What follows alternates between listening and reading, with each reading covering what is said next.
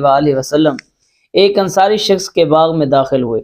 وہاں پر ایک اونٹ تھا۔ جب اس اونٹ نے نبی کریم صلی اللہ علیہ وآلہ وسلم کو دیکھا تو وہ رو پڑا، اس کے آنسو نکل آئے۔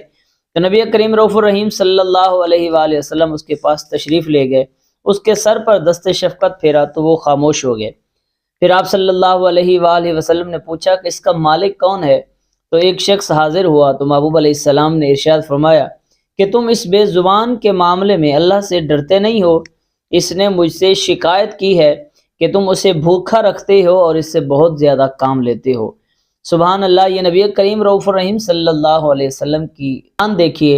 ایک تو جانوروں کی زبان بھی سمجھتے ہیں، ان کی شکایات بھی سنتے ہیں، اور جانوروں کی محبوب علیہ السلام سے محبت دیکھیے کہ وہ محبوب علیہ السلام کو اپنا شفیق سمجھتے ہیں، اور وہ بھی سمجھتے ہیں کہ ان کی بارگاہ میں اگر شکایت کی جائے تو ہماری مشکل ضرور آسان ہو جائے گی۔